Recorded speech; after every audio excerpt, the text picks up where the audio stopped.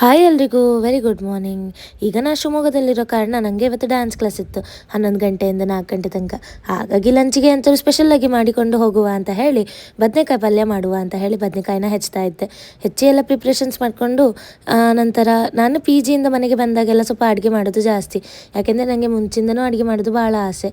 So ಹಾಗಾಗಿ ನಂತರ ಮತ್ತೆ ಕಡಲೆಕಾಳಿಂದ ಹುಸ್ಲಿ ಮಾಡಿದ್ದು ಕೂತ್ಕೊಂಡು.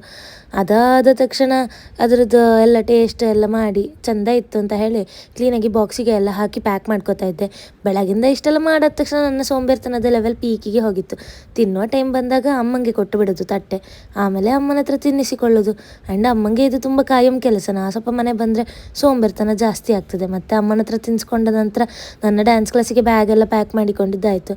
ಎಲ್ಲ ಪ್ಯಾಕ್ ಮಾಡಿಕೊಂಡಾದ ತಕ್ಷಣ ನಮ್ಮ ಮನೆಯ ಅಂಗಳ ನೋಡಿ ನನಗೆ ಭಾಳ ಖುಷಿ ಆಯಿತು, ಎಷ್ಟು ಚೆಂದ ಬಂದಿದೆ ಅಂತ.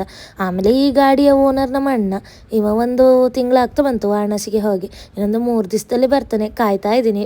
ಆಮೇಲೆ ನಂತರ ನನ್ನ ಡ್ಯಾನ್ಸ್ ಕ್ಲಾಸಿಗೆ ಹೋಗಿದ್ದಾಯಿತು ಬೇಗ ಬೇಗ. ನಂತರ ಪ್ರಾಕ್ಟೀಸ್ ಆದ ತಕ್ಷಣ ಊಟಕ್ಕೆ ಬಿಟ್ಟಿದ್ರು ಮ್ಯಾಮು. ಸೊ ಹಾಗಾಗಿ ಎಲ್ಲರೂ ಊಟ ಮಾಡ್ತಾ ಇದ್ವಿ. ಡ್ಯಾನ್ಸ್ ಕ್ಲಾಸಲ್ಲಿ ಒಳ್ಳೆ ಗಮ್ಮತ್ತು ಮಾಡಿದ್ದು, ಪ್ರಾಕ್ಟೀಸ್ ಮಾಡ್ಕೋತಾ ಊಟ ಒಟ್ಟಿಗೆ ಮಾಡಿ.